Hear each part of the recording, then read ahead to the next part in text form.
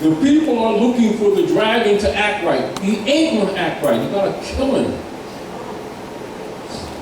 Some people are selling packages thinking that they're gonna capture the man of straw. Dorothy, Wizard of Oz. Dorothy, you're home. You just bumped your head. Just be. That's really what it's saying. Follow the yellow brick road. I mean, go back to the zodiac constitution of your forefathers. Become cognate. They've captured all industry. That's the bonding. That's the Tin Man. Straw Man, 14th Amendment. The lion, Judah. You're really Judah. People with hair like lambs with skin like you lost your courage. You punked out, gave up your birthright. That's what they're telling you to your face. And the Wizard of Oz is really a United States corporation company. They hid this whole thing. And what the nemesis is, it is Negro Yaberarego, the monkeys, the hybrid. They tell you, see, because this way they release the karmic debt. This is why so much effort is made to deceive people rather than just do things to deceive you to violate divine law and then stand by like a jackal and eat the carrion. This is why they use the symbol of the jackal in your star. They'll take your dog star, which is Venus, that goes in your flag, and they turn it upside down, which means the South Pole, the polar. See, because when you're dealing with electricity, you're dealing with anode and cathode. Anode is Allah. Cathode is the Catholic Church. They're polar opposites in electricity. This is why when you see them doing social engineering, they'll deal with capacitors, resistors. And they run the economy the same way. That's why they needed fiat to control the estate. Because they can't do it with money. Because they're dealing with an artificial platform, an imposter platform. Therefore, they need dogma instead of religion, color of law instead of jurisprudence, fiat instead of money. Trinity operations, and they steal your estate. Just get you to agree without confidently qualifying yourself to engage in it. That's how it operates. If you understand that, you understand the reversion of estate, acknowledgement of the estate. Unclear. That was so powerful because I was talking to a mother that is a Moor and in Brooklyn. And she Get in the mic. I'm sorry. She was telling me about the same things you're talking about now, about the birth certificate, how our children are sold into their They're not sold, they're born into it. Well, that's the problem. I'm just clearing, so there's no assumption. Let's keep this right path. Let's make this very clear. They don't do it after they're born. They're born into it. You, the mother, must liberate yourself and liberate them publicly. Failure to do so, the hypothecation is on. It's on, they're born in sin. That's the sin. But sin actually means the womb. Because the womb governs the womb. And so if you're not in harmony with sin, is not really what people think it is, wrongdoing. Sin symbolizes absence of knowledge of the operations of the womb, which governs the womb, which is government. So if you don't govern yourself, they govern you, which is what they've been doing. So what you're saying to the world and what we're doing this for is to bring you, me, us to the capacity of being competent, to change your language so that they can no longer claim you to be incompetent. You don't need to argue with them, you need to put them in their place without frustration, although they can be frustrating because they're belligerent. But understand that when you start being public and competent, it kills the bonds. This is why, like in The Wizard of Oz, when you see the wicked witch and you see the house, they're symbolic. These are all symbol. The house come from the heavens. In my Father's house, there are many mansions, and the house falls on her. And the good witch, which means wise woman, says, "Hey, Doc, I know she was checking out them Gucci shoes. You like them Gucci shoes?" And she's going, "No, I'm just so scared. I just want to go home and stuff and get peanut butter sandwiches and stuff." And she says, and then the good witch says, "Ching!" And then the transfer of the ruby red slippers in the original script is silver, or moon. You understand? All right. And God said, "Oh, stop." You struck on the moon. All right. But if you notice, the symbolism is that her stockings curled up. This is what happens. So anybody that got those bonds in their houses, they're going to discover what it was from the beginning, a worthless piece of paper that nobody wants. That's what's happening right now. So, why are we presenting this argument to you? It's so that you can try to preserve what you already have, because they're going to take every damn thing else. If you got an account, it's not your account, it's theirs. So don't worry, they're going to take that. If you have any pensions or what you think 401k and stuff, it's a 409k as of now. I'm telling you, these are realities that people smell it, but it ain't punched them in the face yet, and so they're holding on, hoping, wishing, and the clouds say rain coming. I don't know if I should go back in the house and get an umbrella, because I don't look cute without an umbrella. So I'm gonna walk 2 blocks from the house and it don't rain. Like that. I don't play countless. And it's sort of like that. People in their heart know foreboding. See, because nature, yourself will tell you things, but we don't listen to ourselves anymore. We've learned not to listen to ourselves. Your cells have been telling you for years this stuff is effed up. And we ain't talking about fudge.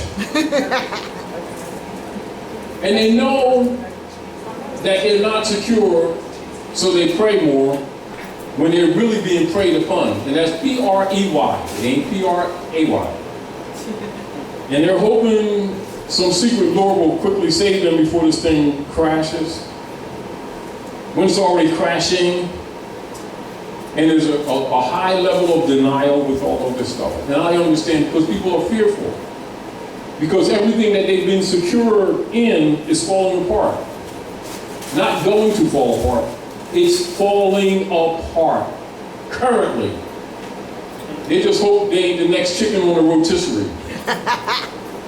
And they talk about the other chickens that he's fried, he's roasted, but the rotisserie's kind of big, so they part him before they get around. But the deal with this is many chickens that they can roast, they are actually doing it and they're speeding up the rotisserie. This is what's really happening right now. Right now. All right. I understand the church really preaches against astrology. They talk about when the church is astrology. But I've seen in your deed, it says something about Saturday. Can you explain that? Sure. Saturn is Saturday, isn't it? Saturday? Yeah. Saturday. All right, let's do this. Let's do this, y'all.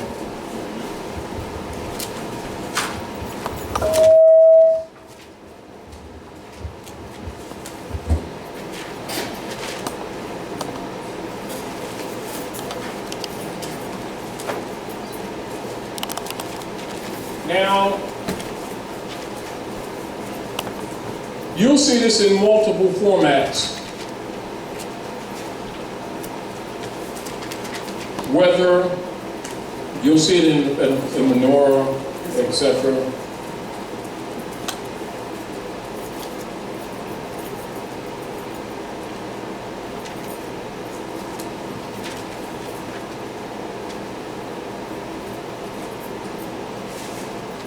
in the book of Revelation, and they heard one speak with a voice of many waters, right? Uh-huh. And what is the next line in that quote?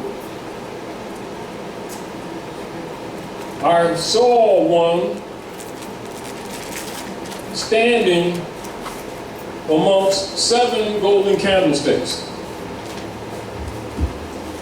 Right? He spoke with a voice of many waters. Can you name them candlesticks? All right. The middle one would be the sun.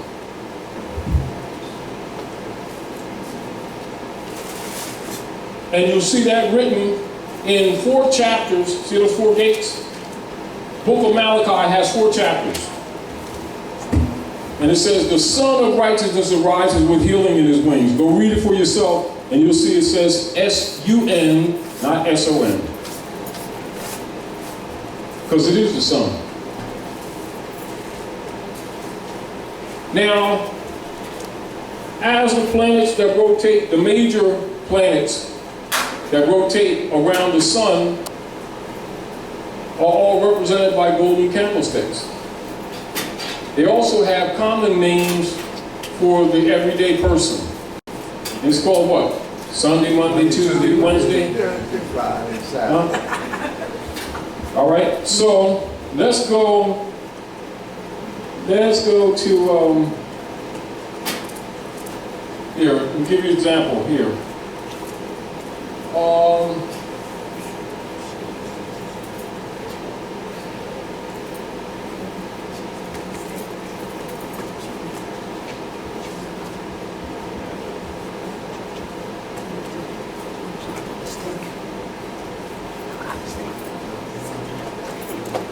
Now, you know when you go into the Bible and you see the preacher and all say Elohim is God. Elohim. This is Elohim. Now, to the masses, because the dark priesthood keep the masses dumb, Elohim is plural. Eloah is singular. They know that the people can't read, so they don't worry about it, do they? Do they? Nope. This is why they don't want people educated.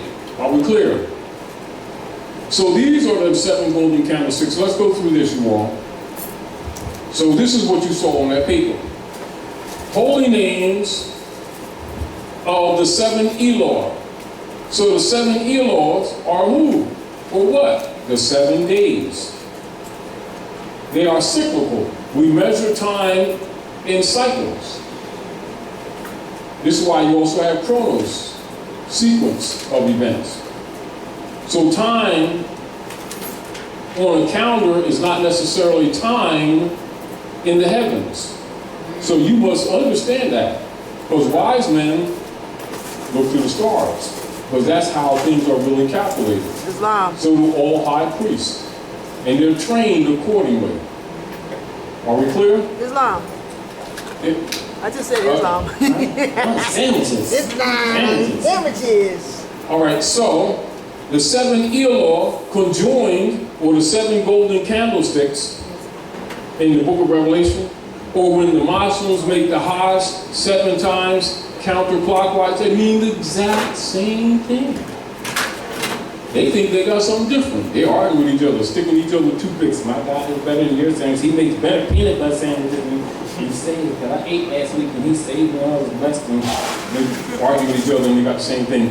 And you believe, if you ask them the science, they don't even know what this swell you're talking about. But they're going to tell you they know this stuff.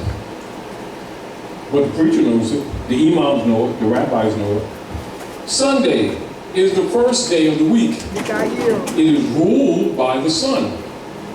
The holy name of Sunday, Domingo, is Michael. Monday is the second day of the week. Is ruled by the moon. The holy name of Monday, Lunes, is Gabriel.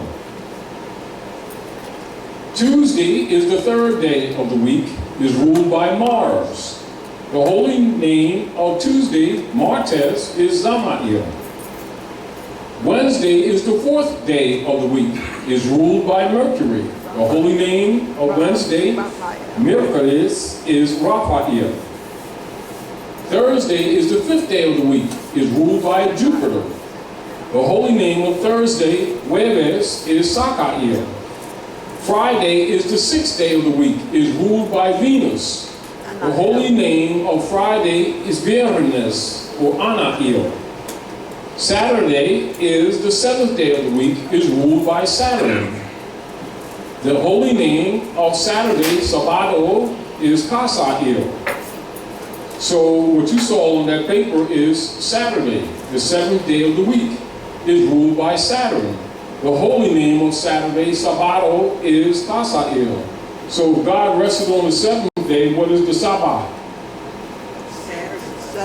Sabado, Sabbath is actually Saturday. Why Sunday? For the priesthood of Rome. They altered it right in the people's face. People didn't dispute it, did they? Nope. Did they? No. They lying to you right to your face. But if you don't know this, you wouldn't contest them, would you? Nope. Failure to contest or correct is acquiescence. Are we clear? Clear. And let me read this out there and ask you a question.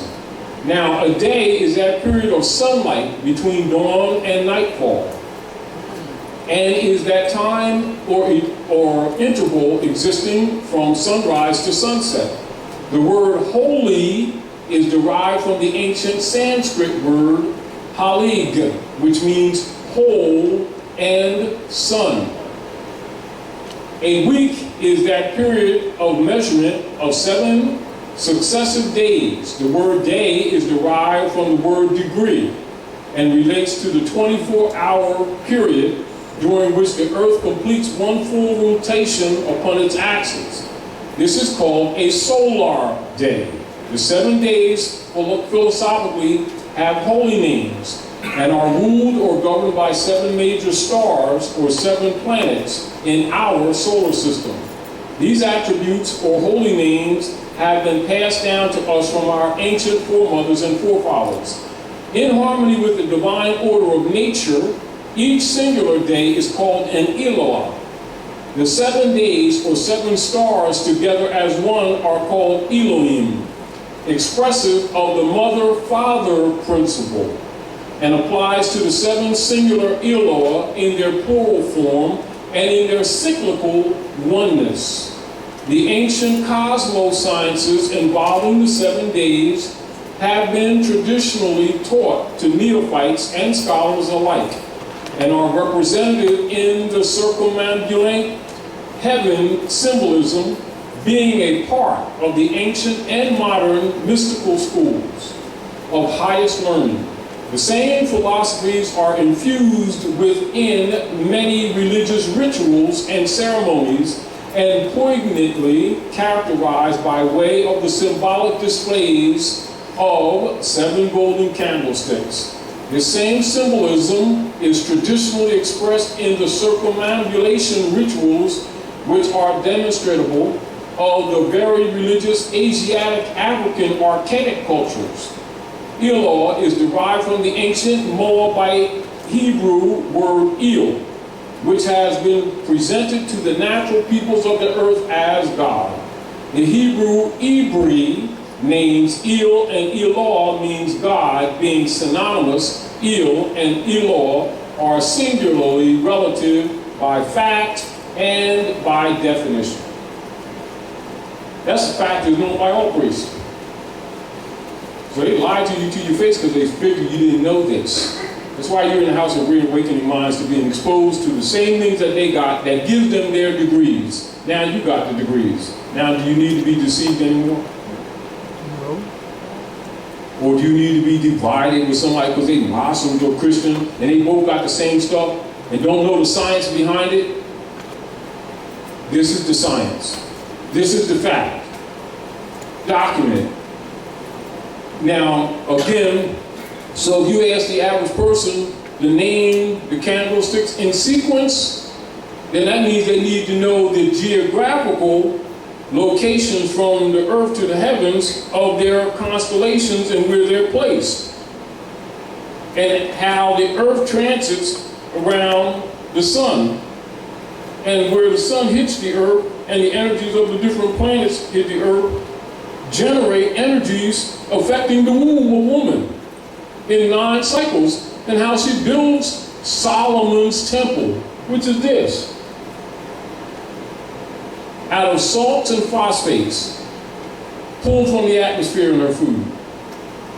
This is why the Ankh is used as a symbol of government on earth. The Ankh, or sistrum, people wear it and don't even know it represents the uterus, the 2 fallopian tubes, and the birth canal. The Holy Cross.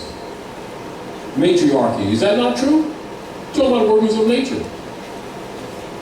Isn't it true that when doctors, real doctors, start examining people to see what their sicknesses are, they look at their bone structure, or they look at the chart and see when their mother brought them, and then start looking at the 3 months that they weren't in the womb, and start looking at the phosphates and the salts that are absent, and start giving them foods to complete Solomon's temple. Usually they start healing if they want them to, but they don't deal in the West on healing, they deal with maintaining or managing. And then you see them doctors go in the other room and stuff, and they be looking at them circular charts,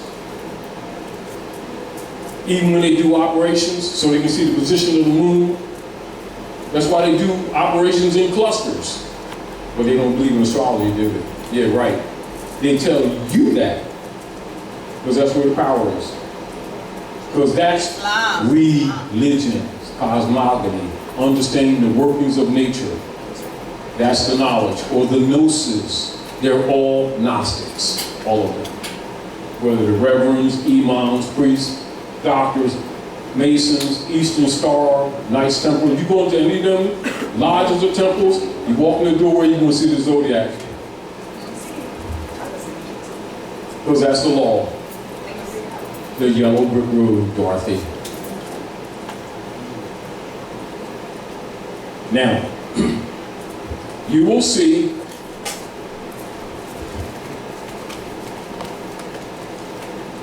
that symbol, the Germanic name for this symbol, not building, the Germanic name for the symbol is church, the great circle. North, east, west, south. That's where you get news from. They chart the stars. They're looking at ephemerides. And you can turn forward and backward. That's how they prophesy. It's mathematics. In my Father's house there are many mansions. This is the mansion. Look in the book of Revelation, chapter 21, chapter 22, and you'll see 3 in the north, 3 in the east, 3 in the west, and 3 in the south. North gate, east gate, west gate, south gate. I rule the earth. That's what they're telling you. You see the priest going up there and that thing, and you say, oh, he did that little fellow, this sweetness, and goodness of God, he just told you I rule the earth. He told you he's God, over Thessalonians. Then Yahshua tell you, he said, remember, when I was yet with you, I told you these things, that they would put themselves on the throne of God, claiming to be God. That's why they took on the title white man. That's what it means. Sovereign, ruler of the earth. So what happens when the heirs call him white man? Thinking they can read. They can't damn read. And they're going to tell you about Jesus, God, and Allah, and Moses, and Muhammad, and stuff. And they're ruling with your own stuff. Then you want to blame the devil. The devil took my sandwiches because we was doing our holy worship stuff and stuff. Worshiping God and stuff, and they don't like us. And they just came and just messed up everything. Oh, why didn't your God rescue you? I had to wait to talk to Reverend Jones. Well, if he made you, why can't, where's your personal relationship? Why do you got a cell number or something? You better call them, because they taking all your sandwiches. We don't get it, that we're being played, and we won't accept that we're being played. Do you understand what I'm saying to you? Now, in the book of Malachi, which closes out the Old Testament, You got the 4 gates again, only 4 chapters. And tell you when the Son of Righteousness arises with healing in his wings. Go look at it yourself. So the dark priesthood always kind of let themselves off the hook by telling you the truth, just not telling you how to look at it. Do you comprehend? And then they come and tell you, well, they don't believe in astrology. I suggest that you go to any of your older, see, to really build the astrological chambers, observatories, it's very expensive. So they don't make them buildings the way they used to, with stone, with all your architectural designs, with the parapets, the cinquefoil windows, the pews, which are really both sides of the fallopian tube, the rostrum, which is really the uterus, and the aisle, which is actually the birth canal, and the red doors, which is the blood, and the 2 pillars, Joachim and Boaz, which is the 2 legs of woman, in your face. And if you count the windows and their placements, they're dealing with power numbers, 3, 5s, 7s, 9s, and 12s.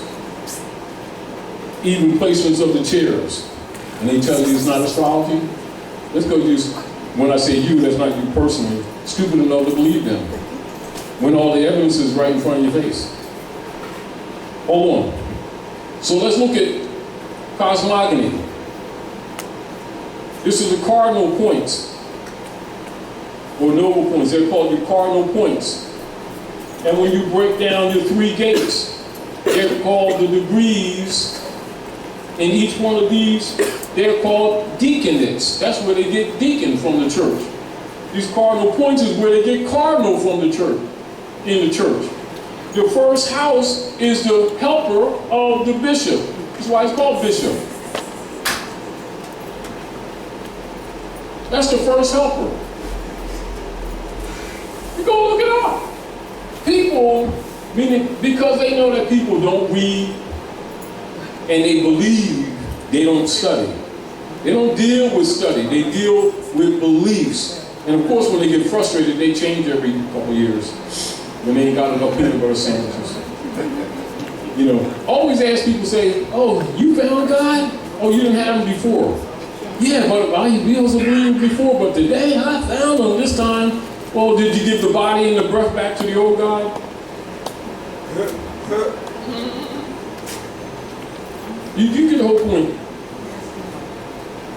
And then they'll start talking about, you know, there's only one God. Oh, there is? Not that, I'm not saying that there isn't or isn't. I'm just saying if you look at what people keep on saying and boasting about, right? Well, don't that book, then it says, the God said, let us, isn't us like plural? And then in the same God that you said that's jealous said, there shall be no other gods before me. So that means the God that you say that you worshiping just told you there's other gods that he's competing with. And then you're saying there's only one God. Well, which one of those gods is you talking about? That is the one with the sandwiches. Name them, place them, her, it, where. The one with the bacon. Oh, since you got a personal relationship, give me your cell phone. I want to call him, see, get straighten this stuff right up. Well, you can't talk to him because I got a personal relationship. Well, why are you telling me about him? This is all that personal. Well, he made everybody. Well, then I should have his number too. You're selling him. And you always, of course, he's always broke. Come stop. The deal of it is, if people would just use their basic child sense, they would recognize they're being played. But they're in denial. People are in denial. And so this is why they pump belief systems for dummies, children, imbeciles, and people who are not willing to handle reality. True religion is kept amongst the priesthood. This is why the symbolism is, and the rituals are given without the science. This is why if you go to the science, the believers don't recognize what you're talking about. So like if you went into this in a conversation, they'll start talking like you got a devil. You need to come and make salatin sandwiches and stuff. You don't know the Lord is. And you're talking about what they themselves is claiming. They just don't know the science behind it. They're going to talk about salvation and everything. And people running to the bank on their expense every day. And of course the devil did that, right? Yeah. These people are full of it. And nobody feels sorry for them. So they're racist because they don't feel sorry for them. No, they're not racist. They're taking advantage of people who dishonor their mothers and fathers, are held outside of constitutional form of government on earth plane, have no protection whatsoever, are denationalized, declared stateless persons, and are under wardship tenures, and all of their estates have been hypothecated. That's really what we're dealing with, that ignorant people keep calling racism and prejudice. It's unsanctioned policy, documented, it's not hidden, but since they don't read, it's not required. Why you deal with people that don't deal with knowledge and science? So you give them beliefs that change every 2 sandwiches, because what, they don't work anyway. It just keeps them busy while they get raped. Phew. And all their injury they blame on the government. Find a nickel, I was broke, I needed a sandwich. And then I tripped, I bumped my head on the curb, and I almost was knocked out, and then I opened my eyes, I saw $1. God gave me $1, so I went to McDonald's, got me 2-for-1 sandwich and stuff. That was a blessing. No, you dumbass, you fell down, bumped your head, and you just found $1 and stuff like that, because if you was blessed, you would have bumped your head, and you'd have $5, maybe 10, and just ask God to give you a sandwich. Went there and give him a coupon or something. We're full of it. And then as soon as bad luck happened, you want to blame the devil. You took my sandwiches. I was praying, you don't touch my sandwiches. God gonna get them and all that stuff. You keep getting your ass kicked. No, serious. Keep saying one of these days the Lord. So give it life. So going back to what you said earlier, when we were talking about, how they changed the day of the Sabbath, Shabbat, and so forth. If you read their catechism, which most of us don't, but in their catechism, they say that they changed the Sabbath. They also said that they made themselves the vicar or substitute of Christ. And they say it. What is a substitute but a counterfeit? Counterfeit. But they say it in their catechism. Yes, they do.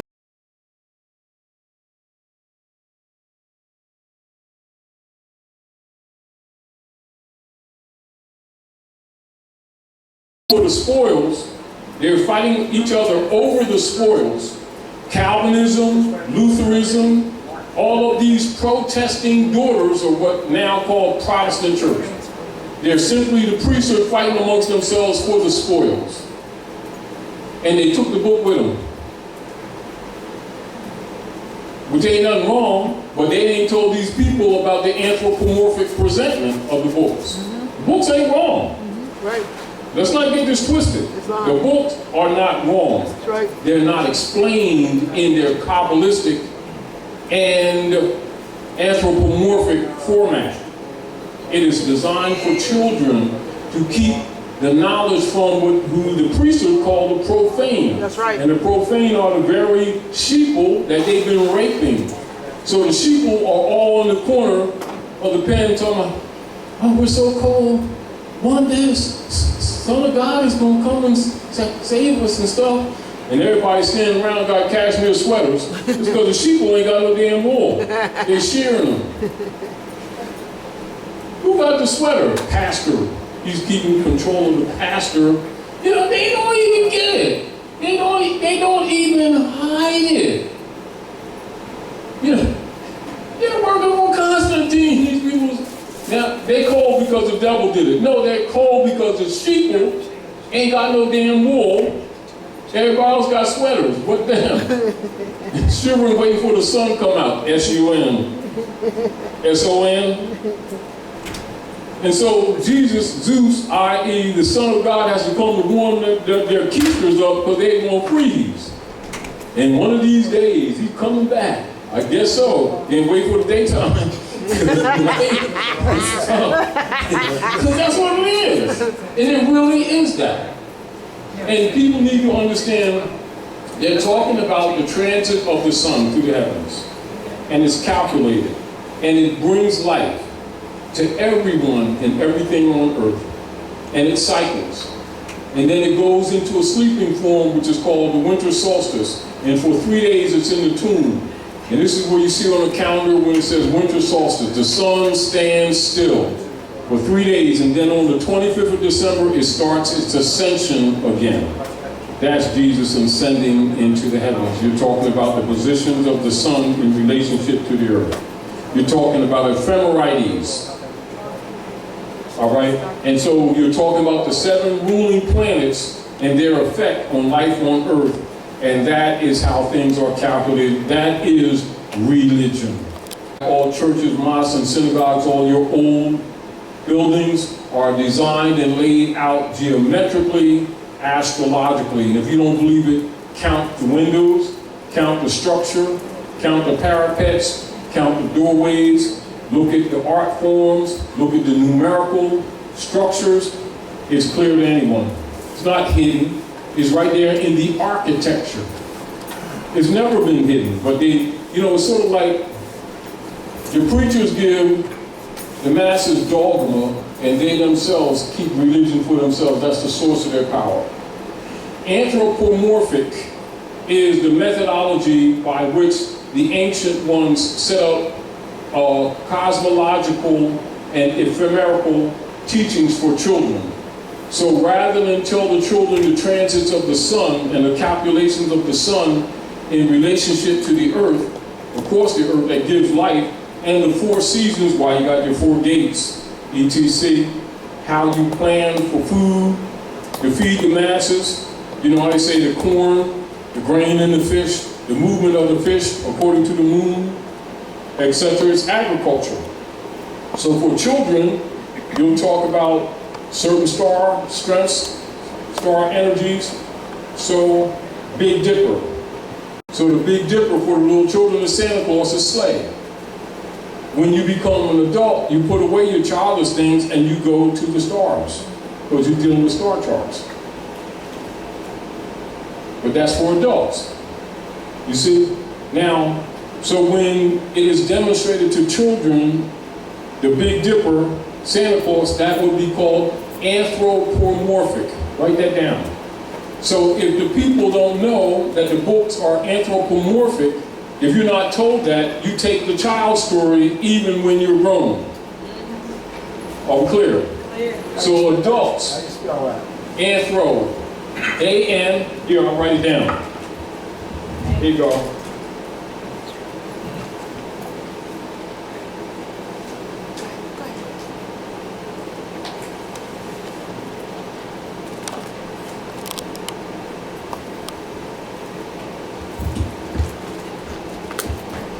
And so the priesthood keeps the adults in the anthropomorphic degrees.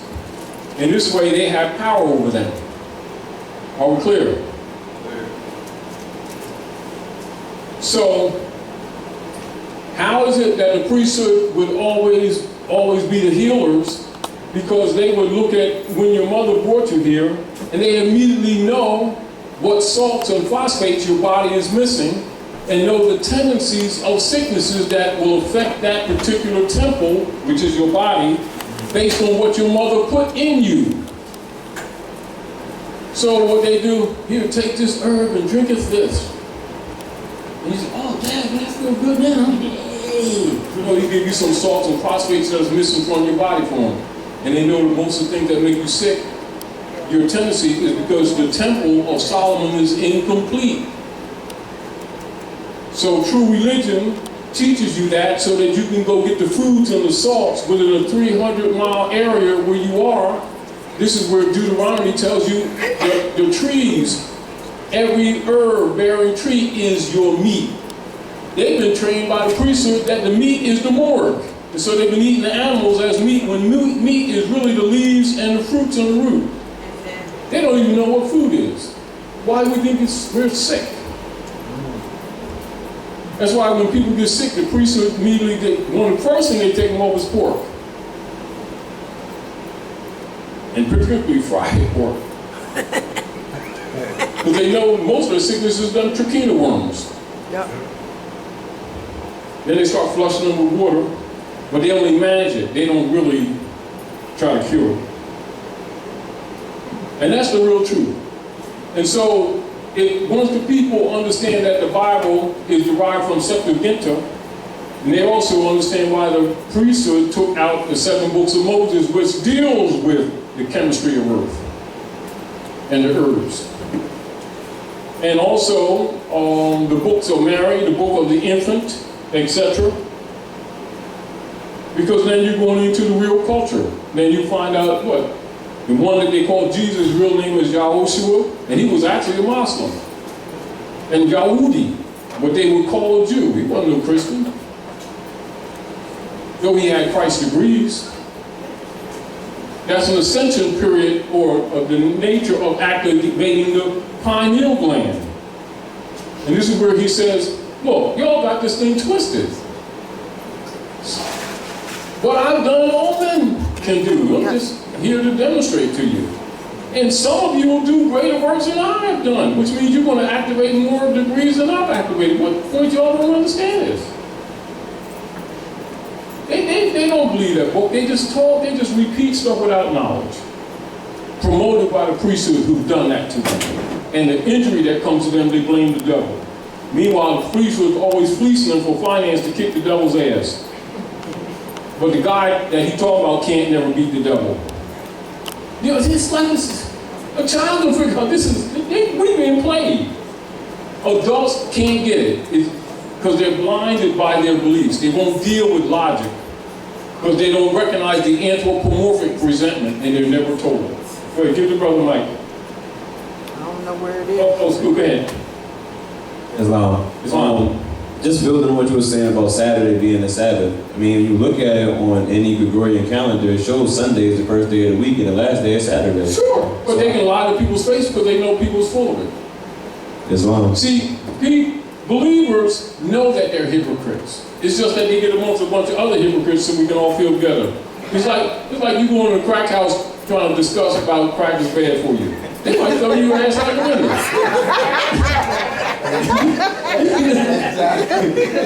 Let's discuss about what's good. Let's discuss about what's good for you, bad. You tell them on the corner, they'll say, yeah, I know. But you go to a crack house where I tell them, they jump you. You're going to get jumped.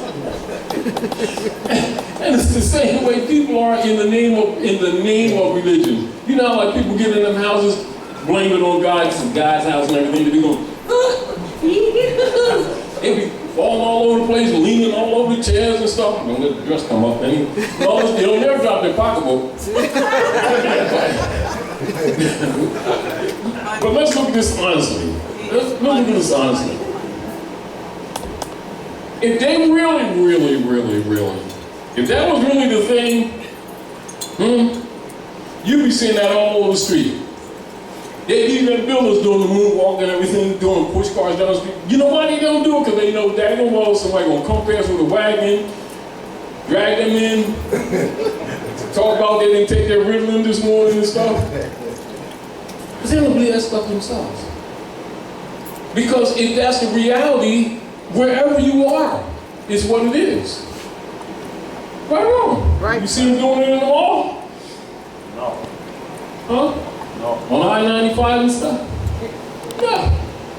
When they go make transactions in business, they don't start, oh, wait a minute, hold on, let me get my sign. Can you sign over here? Oh, peanut butter sandwiches. What you say? He's speaking in tongues. I don't know what he said yet, but next, while he's going through his thing. Yeah. People don't do that in real life. Why? Because it's a show, and there's nothing wrong with a show. A good show is a good show. I'm having fun. You know what I mean? I remember, this is true.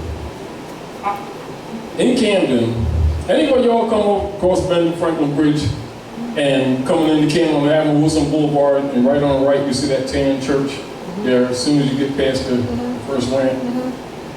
About 10 years ago, something like that, I went to church with my cousin, Kenny. We went to church, because my cousin, the Shields, is actually a minister. He wasn't doing the baptism, but with some people that were doing baptism. And you know how they have the pool at the church, and they have the steps and you walk into the church? I mean, on the stage, they have the pool in the stage. Right. So everybody got their white gowns on and stuff, and they, next, and they dipping them and all that stuff, going through the thing. I mean, it was beautifully tight. And the choir can sing, because we can sing now. We get down and sing. Anyway, So this sister, I'm estimating her to be between 18, 20, somewhere in that area. So Rev is dumping her and stuff like that, and you know, she got her braids and stuff, and he dumped her peanut butter sandwiches, right? She goes up, she's going like this, and he's going peanut butter sandwiches, the Lord of God and stuff like that, and casting devils and all this kind of stuff, and she's trying to catch her breath, she's trying to get that. He's going up, and he dumped her down the third time. She didn't get her breath the last time. Whoa. That girl came up, motherfucker. You trying to kill me? She was hoping the church went, silent, and you could hear those covered sneezes in the back, like. Let me tell you, I told Dennis I gotta go to the bathroom. I went to the bathroom, really bad. I didn't have to go to the bathroom. I just didn't want to be on the floor. I went to the bathroom. I was trying to get myself together. I came back out. I had to go back in the bathroom. People was walking out. They was out in the lobby. They were falling out in the corner trying to hold themselves. It was like weird. But that was funny. I'll never forget that. That girl came in, you motherfucker, you ain't gonna kill me. And she did, you know how they do that? You know how they do this type of thing? They go with the back of the hand. Girlfriend, let me tell you something. Muhammad Ali wouldn't have had a chance with that sister. She came up that third time? Nah. Anyway, and that's true. That's true. But that's symbolic. That's symbolic. And it's actually a beautiful ritual. You know, when we come together now, that's really true. That really actually happened. And the beautiful thing about church is that people come together in love and in goodwill. But however, they also don't know they're being played. Now that's the real truth. And they should be told that this is the church. And when you go to church, when they take you to church, they're supposed to take you to Ezekiel's wheels and explain all the degrees. And they're also supposed to find the one that your mother brought you in so they can give you a reading on your strengths and your weaknesses. This is why you look at conjunctions, sextiles, and squares to see things that hold you up in life. Or see the nature of marks on you. Now, this is why when women know themselves, when they really know the church, they build the bodies wisely. Meaning that a woman who knows divine nature will not mate with a male that's not harmonic with her energy, knowing that she's going to bring a faulty child here with problems. I mean, if you know it, you can work with it, but why do it that way? Why deal with the lower gate or the lower self-desires, the body of desires, when you know daggone well that them parents are supposed to be consulted and they're supposed to look at them charts so that you're not just going from the carnal position. Just like, for instance, you'll know that if your mother brings you or conceives you in water, you're born in water. Air, right? Earth, fire. You don't make a fire with water. That water gonna be trying to put that fire out. And that fire gonna be steaming that water. So after you finish, you get used to them keisters for 5 months and stuff, then everything starts becoming disinterested. And you start battling because there's resistance. Or like if the parent, like you come see my daughter, you checking on my daughter, they ain't happening. Me and your parents gonna talk. I'm gonna see what your chart is. Because you ain't just checking out her keisters and you're gonna be all fired up for 6 months and then you get bored because y'all really not harmonic. Then she's mad at you all day and goes on down, y'all wanna break up at 6 months. Only reason why you left each other because you economically tied and can't leave and all that kind of stuff. Because you're out of harmony. So basically you're gonna look at the Trinity. You're gonna look at the sun, the moon, the ascendant. If 2 of them ain't matching, the matrimony's not happening. Cry all you want, ain't happening. But we don't do that no more. Check out, she tight, boy. We get married. We dated after the prom. You know, misery coming in doesn't mean that it's guaranteed. But you got to look at the chart. You know what I mean? And then they don't know that the marriage certificate belongs to the Pope. That marriage and matrimony is two different things. In divine culture, it's matrimony. In slave culture, is marriage. And that too is astrology. This is what it is.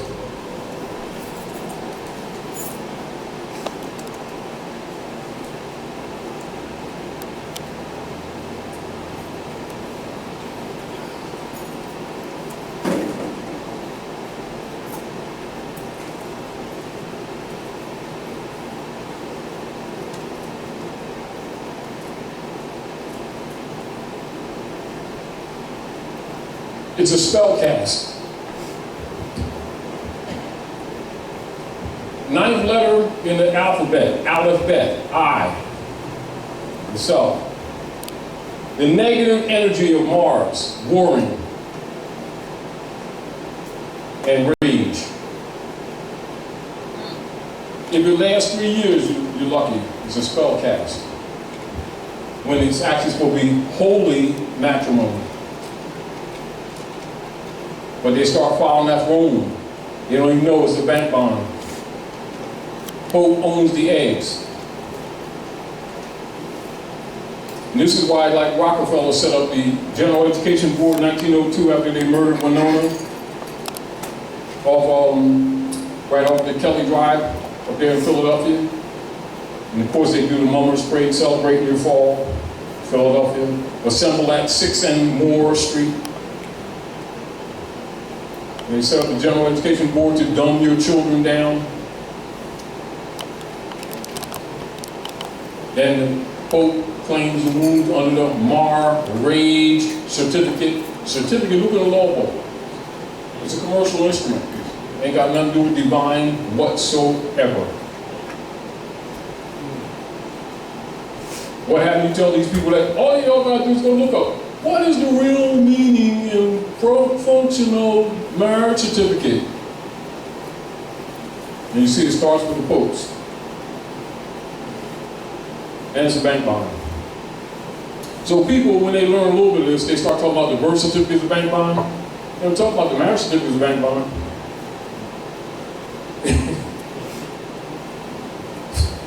Roosevelt just did that after Drew Ali crashed that second United States corporation in those of you who are given the certificate of United States Corporation, 1925, that was done counter to Drew Ali when Drew Ali registered the Moorish Holy Temple of Science as a civic organization, 1925. Then they did that killed that United States Corporation. Then what they re-registered in Puerto Rico, and then they used the birth certificates to back their debt. Because they were bankrupted once by Lincoln, 1860, by Noble 1913, and 1925. Then what happens is they covered it up, but it crashed anyway in 33. That's June the 5th. That's House Joint Resolution 192. Which is why I tell you all to read that, because even in that House Joint Resolution, and this is back to reminding you about claiming your estate. Let's go to, most of you are familiar with this, but I just want to remind you.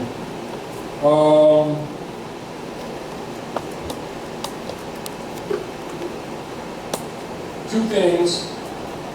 We're going to go back to this. First, let's go to their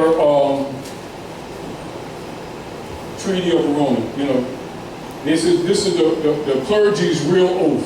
You know, like the clergy talk about, they are submitting the people to Jesus. You know, they'll say delivering or submitting the people to Jesus, right? And swoop that down a little bit to chapter to 3. Now, this is congressional records. So this is when all of your so-called politicians and scholars keep pretending they don't know this stuff. when you bring this information out. This congressional record, go to Article 3. Let's read this again, you all. Convinced that the principles of religion contribute most powerfully to keep nations in the state of passive obedience, which they owe to their princes. Does P-R-I-N-C-E-S spell Jesusness? Nope. All right, let's keep on reading. The high contracting parties, that means they got contracts. So that means they got secret contracts operating on you. Declare to be their intention to sustain in their respective states those measures which their clergy, is that C-L-E-R-G-Y, may adopt with the aim of ameliorating their own interests, intimately connected with the preservation of the authority of the princes, and the contracting powers join in offering their thanks to the Pope. Does P-O-P-E spell J-E-S-U-S? No, it does not. Thanks to the Pope for what he's already done for them, and solicit his constant cooperation in their views of submitting the nations. So they're submitting the nations to the Pope, not to Jesus. That's the clergy's vote. That's in the congressional records. And so, this is back to Constantine, Pope Constantine, and they talking about they submit these people to Jesusness. Now you see why they don't have any problem asking their parishioners for a $60 million airplane, because they're ameliorating their own interests. Do you understand? And who's their boss? The Pope. They know Jesusness. But they use Jesus as a front to get into people's pockets. That's congressional records, y'all. And this is what people pretend they don't know this stuff. Oh, you just making that up because you don't like Reverend Jones because he's my cousin and stuff. No. Circles of Coronados. And he works for the Pope. No, he doesn't. He knows Jesus personally. I seen his number on his cell phone. It's not for everybody, guys. You start that kind of stuff. You wouldn't understand. Yes, I do. 2 and 2 is 4. And 8, 3 and a half. Now, with the congressional records again, of course you know here, Mr. Speaker, we are here now in Chapter 11, this is Tropicon. Members of Congress are official trustees. So if you're talking trustees, you're talking about an estate, aren't you? That's right. That ain't theirs. Presiding over the greatest reorganization of any bankrupt entity. Does it say bankrupt country? Nope. Entity. So it's a private corporation, isn't it? Yes. In world history, the U.S. government. We are setting forth, hopefully, a blueprint for our future. There are some who say it is a coroner's report that will lead to our demise. Read this with me, y'all. It is an established fact that the United States federal government has been dissolved. What does the word dissolved mean? Abolished. You mean they're recessed? No more. No more. Oh, so, all right. No mas. By the Emergency Banking Act, March the 9th, 1933, that's Franklin Delano Roosevelt. 48 Statute 1 Public Law 89-719 declared by President Roosevelt being bankrupt and insolvent. House Joint Resolution 192, 73rd Congress in session June the 5th, 1933, Joint Resolution to suspend the gold standard and abrogate the gold clause, dissolved the sovereign authority of the United States and the official capacities of all United States governmental offices,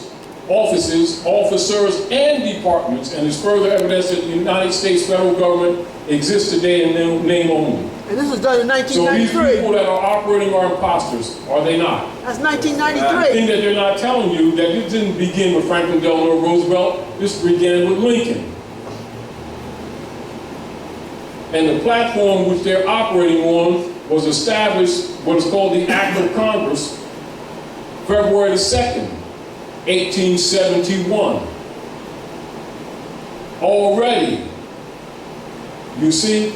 Now let's go into the congressional records and let's go down to, and remember when Drew Ali set up the Old Canaanite temple commanding the Queen of England to honor the constitutions and treaties and stop calling our people black because they're the heirs of the estate. He crashed that United States. Let's look right here.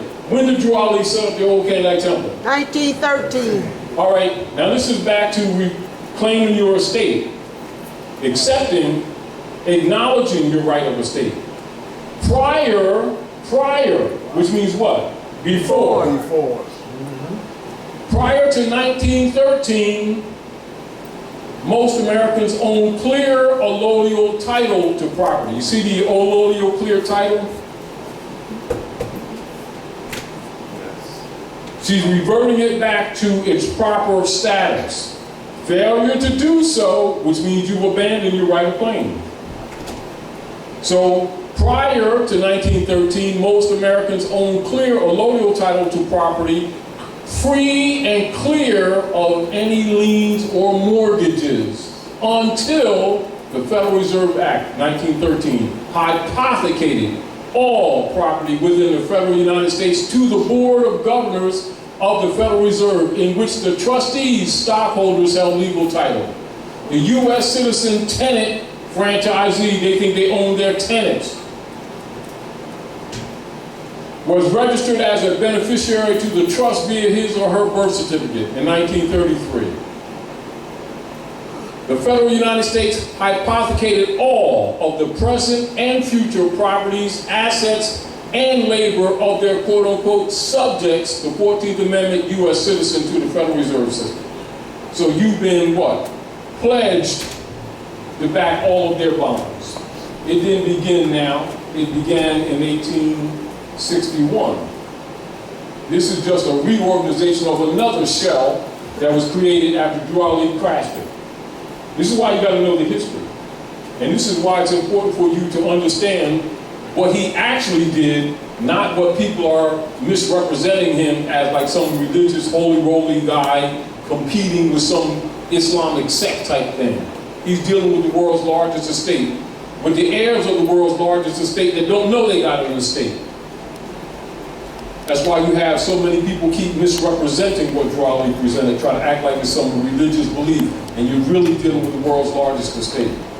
Religion goes with it, but that's secondary to the issue, is your lost estate.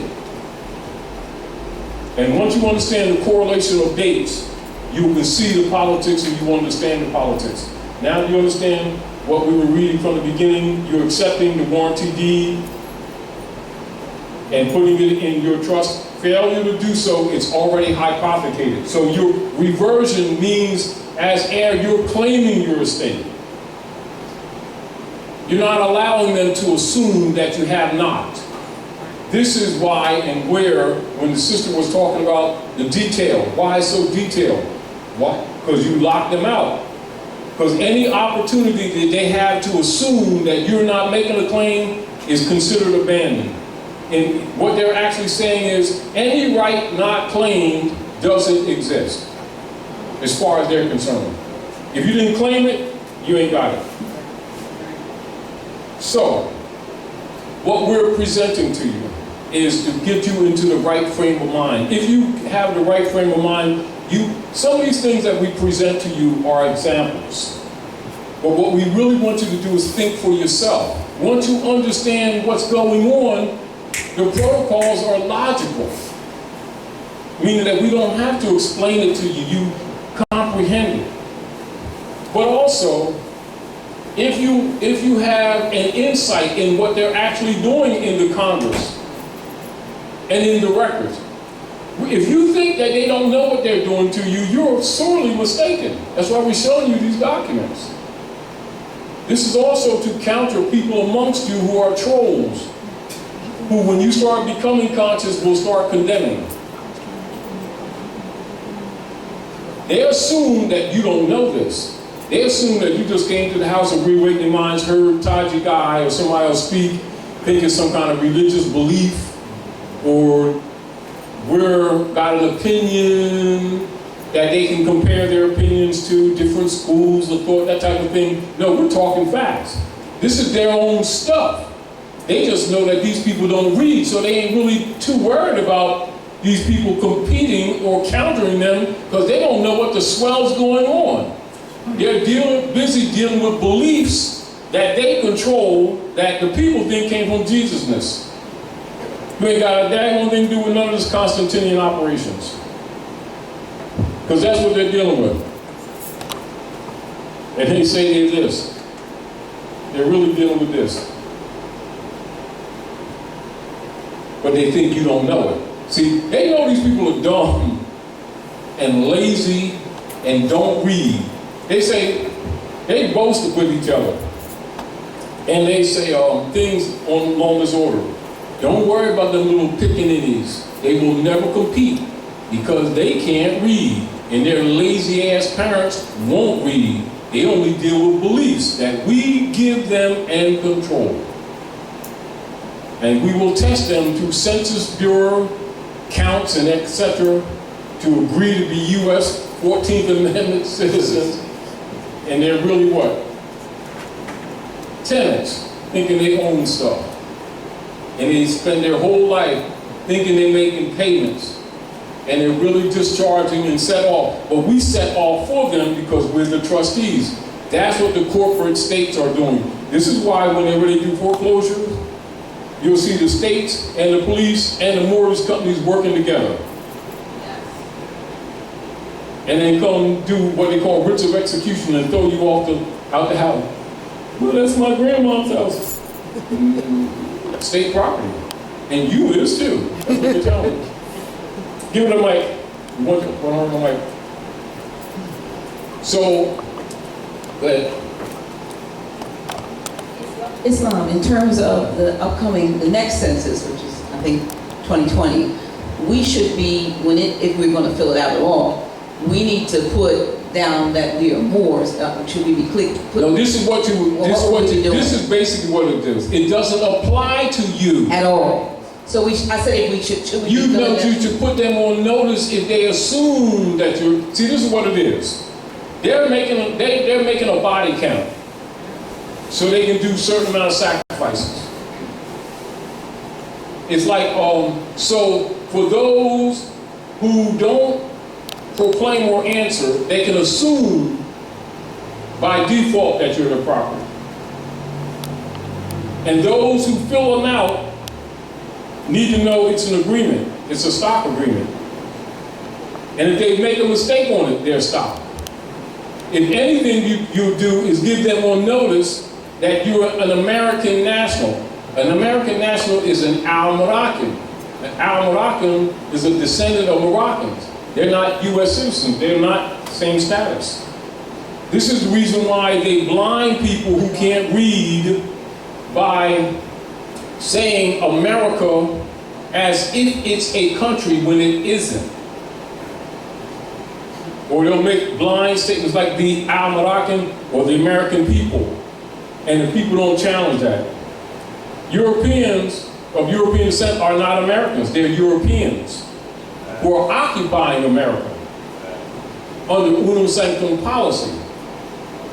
And so what they're doing is stealing your identity. And if you don't argue that, you're considered to abandon it. You ain't mad, I'm just straightening them up. You ain't American, Freddie. So should you be filling it out at all, or no?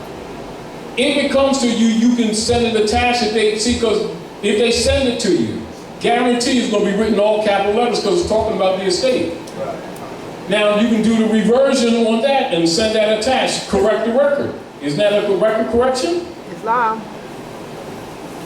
Instruct them. Failure to instruct them, they're assuming because they're already acting as trustees. And I know it's a little hard for us, but we're under subjugation. We're going to have to activate. Meaning that we're not in a position to be lazy. We're really not. And I understand people, under pressure and everything. We don't have the comfortable option of being lazy. It's dangerous. Give them the mic.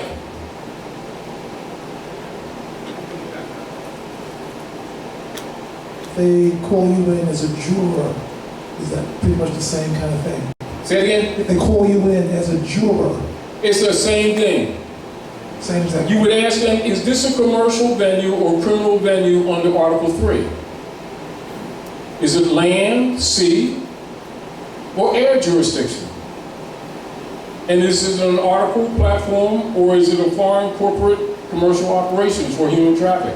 Stated for the record so I can know whether I want to be on the jury or not. Guaranteed they're going to send you home. No, I'm just, you got to know the questions. See, the questions would tell that magistrate who's a Mason that you know what's up. So when you're filling out that form, because it says U.S. citizen, Yeah. and then it gives you 5 questions, and then you send it in. And So then first you ain't a U.S. citizen, because if you are, you're stock and liable. got you. So what would you do? An affidavit of acceptance of estate, which includes your status. This is why it's important for people to know that estate and status are one. Now, for yourself, because you haven't been here, most of you already know this. So again, see why certain things are redundant and necessary? So let's go to the Dungy case, 1855. This is 5 years before Lincoln was president, right?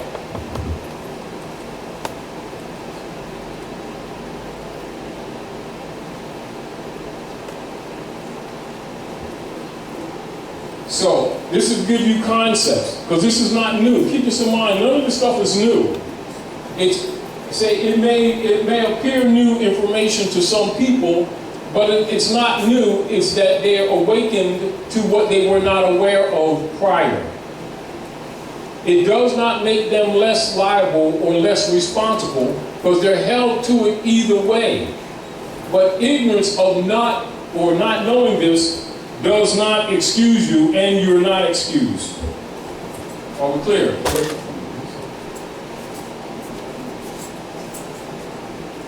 Now, this Abraham Lincoln defends William Dungy, who was tagged as Black Bill.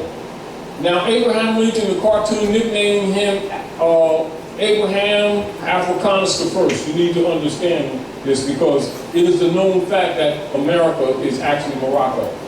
That's why they have him dressed in Moorish clothes in satire. Are we clear? Clear. Now, Black Laws of 1855. Among 10 original Abraham Lincoln documents discovered last summer in the DeWitt County Courthouse at Illinois is a bond for costs in William Dungy versus Joseph Spencer.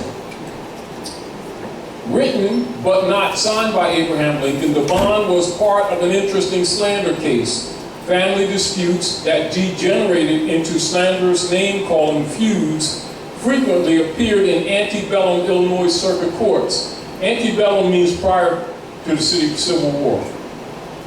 All right? Such cases reflected the intent of American slander law to safeguard an individual's good reputation in the community against petty character assassination. Abraham Lincoln realized the value of reputation and declared in his first printed political speech that every man is said to have his peculiar ambition.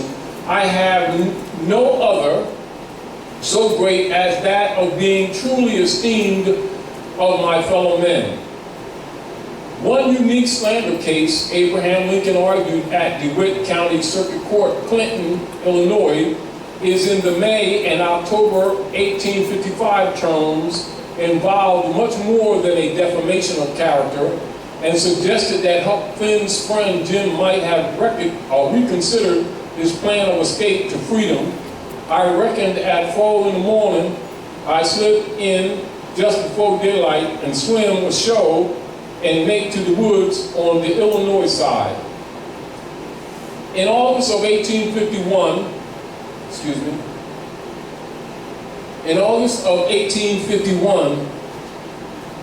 William Dungy, a dark-skinned young man of Portuguese descent. So you need to see his nationality is Portuguese, right? But recognize his dark skin, right? So what is the fact that all scholars know? All scholars know that all people of African descent are Moors. No matter what nation state. Are we clear? Clear. So in August of 1851, William Dungey, a dark-skinned young man of Portuguese descent, married a European woman, Joseph Spencer's sister. A family quarrel ensued which became so bitter that in January 1855, Joseph Spencer, a European, claimed throughout the community that his brother-in-law, Black Bill, quote-unquote, was a Negro. Since 1819, Illinois state laws permitted quasi-slavery and restricted the immigration of free blacks into the state, as other northern states passed personal liberty laws granting additional rights to free blacks. Illinois state toughened its stance against them. Now notice that these are terms, these are caste terms, free blacks, and all these are caste terms, phrases. Illinois state toughened its stance against them. In 1848, Illinois state constitution required the General Assembly to pass such laws as will effectively prohibit free persons of color. See these different law phrases, you need to know what they mean. Free persons of color, that means artificial persons. Artificers. Translation, frauds. From immigrating to and settling in the state. Those prohibitions against human rights were passed as the Black Laws and went into force on February 12th of 1853, the same date of the future emancipators, Lincoln's 44th birthday. William Dungey faced losing not only his reputation, but his marriage, his property, and his right to remain in Illinois. Section 10 of the 1853 Black Laws stated that every person who shall have 1/4 Negro blood shall be deemed a mulatto. William Dungey retained Abraham Lincoln to quash the possibility that he might be judged a Negro and therefore suffer the severe penalties under the 1853 Black Laws Act. Now, while we're reading this, I want you to pay attention to the damage that's done to you by agreeing to follow behind what is called black leaders who've been promoting that paradigm as an identity, knowing that it's a status, negative and pejorative.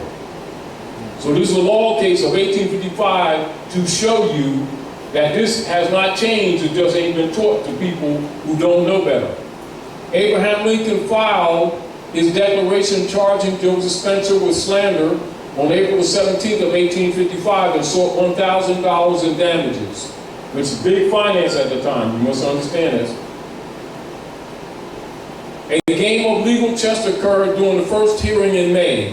Joseph Spencer's attorney, Clifton H. Moore, and Lawrence Weldon, also Europeans, filed a demurrer to link Abraham Lincoln's declaration, asserting that his charges were insufficient in law. Judge David Davis agreed that 2 of Abraham Lincoln's 3 charges were faulty. The case was continued, and Abraham Lincoln was allowed to amend the declaration. At the next term of court, October 1855, the Dungey case was argued before a jury. According to Joseph Spencer's attorney, Lawrence Weldon, Abraham Lincoln's talents as a trial lawyer were evident in his argument for William Dungey. Lawrence Weldon stated that Abraham Lincoln questioned Joseph Spencer's character by demonstrating how Joseph Spencer went from house to house gabbing that William Dungey was a nigger, quote unquote. Attorney Lawrence Weldon emphasized that Lincoln's tone and pronunciations had a curious touch of the ludicrous, which instead of detracting seemed to add to the effect. Abraham Lincoln further undermined Joseph Spencer by using humor to persuade the jury that there was reasonable doubt regarding William Dungey's race. The attorney, Lawrence Weldon, recalled Abraham Lincoln's statement.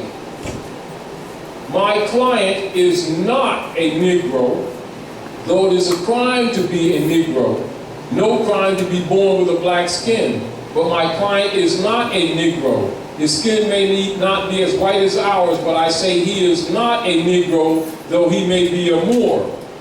Abraham Lincoln. Mr. Lincoln, interrupted Judge Davis, scarcely able to restrain a smile. You mean a Moor, M-O-O-R, not Moore, M-O-O-R-E. Well, Your Honor, Moore, M-O-O-R, not Clifton H. Moore, replied Mr. Lincoln with a sweep of his long arm toward the table where Moore and I sat.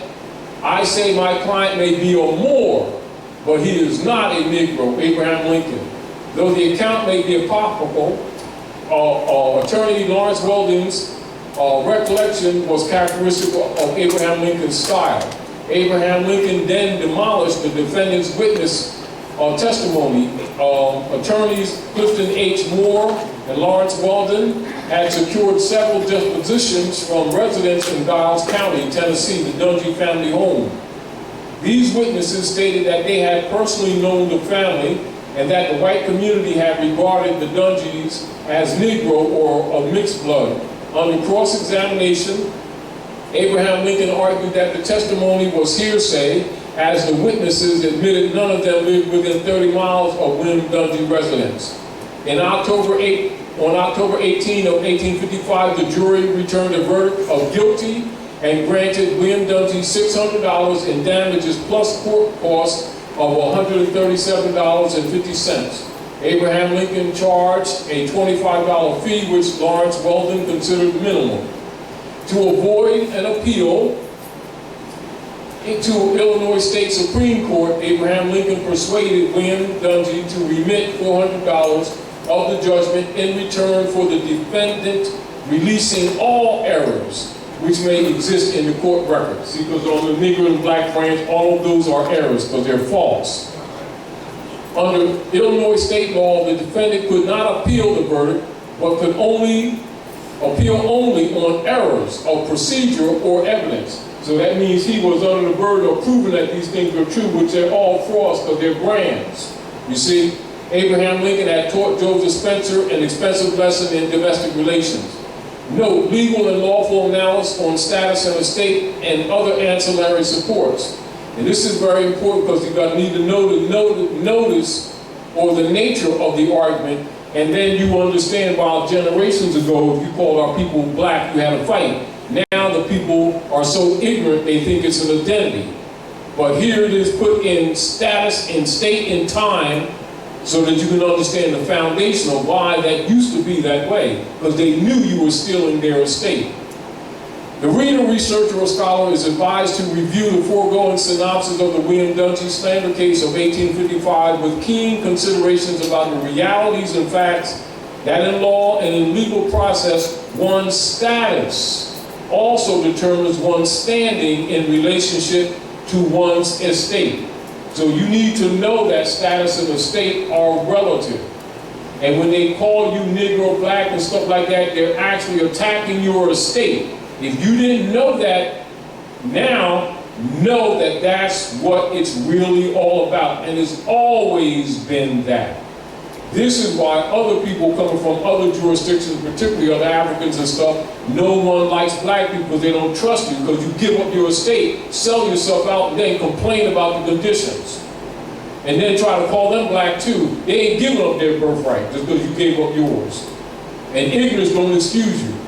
Thus, in this case, that's the William Dungy case, the spurious tags, brands, and nom de guerre, such as black and Negro, being pejorative and status compromising nom de guerre and misnomers, had, can, and will create serious and debilitating social and economic repercussions in relationship to William Dungy's estate. Such a damaged reputation would place all of his present and future hereditaments at risk and subject to his cheat. Get used to those terms, because that's what's been happening to these people.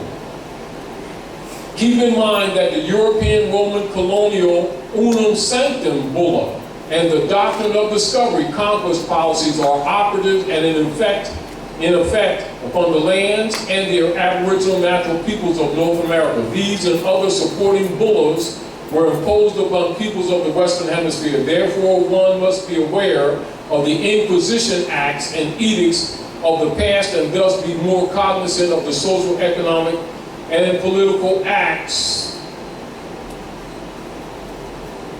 and actions, politics of the present. A nom de guerre is in its most literal meaning and application a war name, a pseudonym. So you need to understand that blacks and Negroes are actually nom de guerre that are used to steal people's birthright. So we take you back to 1855 to put it in perspective, because it's not taught today, because so-called trolls or black leaders are paid to keep our people thinking that human beings are crayons, which makes you escheatable by all corporate state operatives.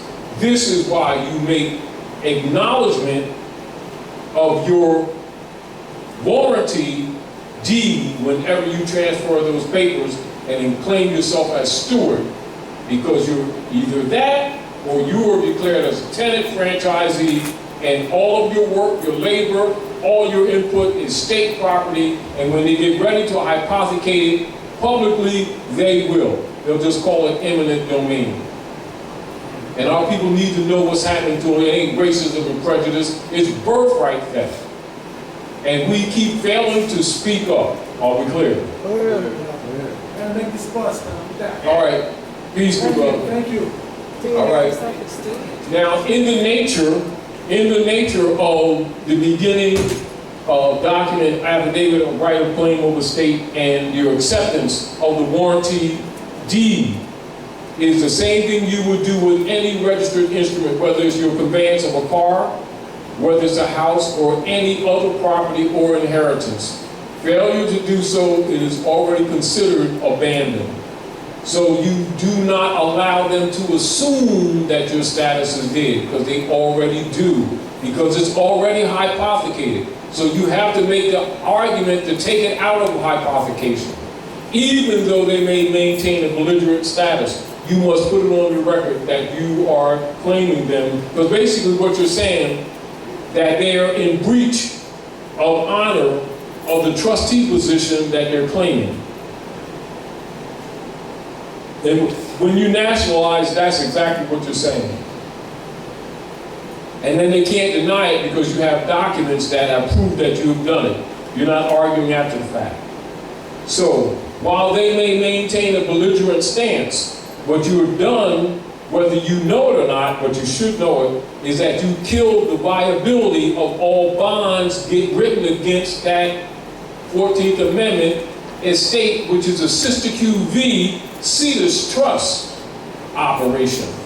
And the agencies, the corporate state agencies and agents are actually acting as third-party interlopers against the estate for the corporate state, for the popes of Rome. They're deputy knights. And then you go hire a lawyer, you just hired a bounty hunter with a tie, who's an officer of the court, who's really, you're giving him leave, and he's going to sell you. Islam, give the mic. You need to know these things because it'll make sense when you understand how these things operate. All of the other stuff makes sense to you. But if you don't know the politics, you have to think hard. What does this mean? What do I have to say? You know, it gets muddy. It's not gray when you understand what's going on. Islam, this is an online question. They're asking why you think it is that more states are legalizing so-called marijuana, and I want to add a caveat to that. What does that mean? Because they're broke and down. And what does that mean for the hundreds and thousands of Moors and other folks that are in jail? That sent to jail? Yes. All right. Now, you got to remember, one of the things that they wanted to do, the Rockefellers wanted to do, was to accelerate the Executive Order 11490, and that's the genocide policy to kill off the heirs. So one of the things they needed to do was break up the so-called black family to accelerate the breakup. So under the Clinton operation, this is why you see, I think it's, I'm not sure, because I usually think these things right away, but I think it's Executive Order 100, where they privatized all things, and you see them using human capital. Matter of fact, I'll bring the document up and I'll present it. And this is for the purpose of accelerating the breakup of the so-called black families. And so more males, and then they start going after the women. The growth of women's prisons and the expert of males being taken from the home and imprisoned under marijuana possession and a whole bunch of other stuff like that was under the Clinton administration, which exceeds all other presidents combined. And the real deal of it is that people need to understand that operation and the Executive 100 of privatization. So the prisons are actually private unum sanctum contractors doing human trafficking and accelerating the genocide program of Executive Order 11490 under the guise of government. Keep in mind, they're not really government. They're actually private. And so when we ask questions related to these operations, we must always have that as a canvas in the back to understand that they're exercising unum sanctum. This is why if you even do research in the court records and where they're making land grabs and stuff like that, you will find that the doctrine of discovery is still in operation to this very, very day. But anyway, repeat your question again, and I'll... Basically, why were so many more states are legalizing it, and my department... All right, let's back up. All of the modern wars executed by the United States Corporation Company, military operations registered from Washington, District of Columbia, were drug wars. And them actually taking control of opium, whether it's Vietnam, whether it's the China War, etc. Japanese War, when they bombed Japan with their nuclear atom bombs, etc.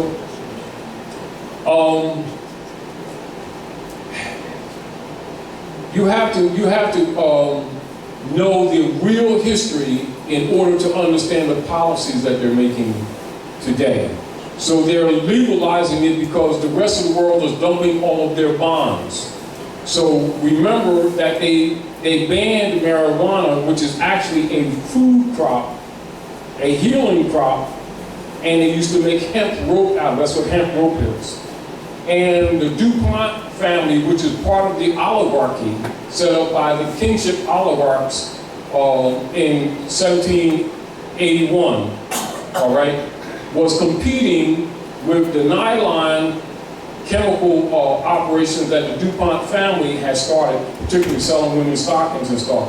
So they banned hemp, or the marijuana, actually for political purposes. We're not saying whether it's good for you or bad for you. We're not arguing that. We're talking about what it was really banned for the DuPont family, located in Delaware. All right? And so now that the nation states, the nation states we're talking about around the world, are dumping the U.S. bonds, they need a new source of income. Plus, the Manchurian Masons, some of the P2 Masons of the Vatican, some of them, and some of your Asiatic African countries are dumping the UST bonds, so and Putin's been interrupting their Afghan poppy trade. So they're legalizing marijuana in some states so that they control the distribution of it. Because the whole issue of banning marijuana was political. It really didn't have a true health issue that they presented. Tobacco is more poisonous. Yeah, yes, if you get the point. Yes. Now, so that's its purpose. They're using it as a source of income and control. In other words, the Don is coming in the open, when actually they was always behind it anyway.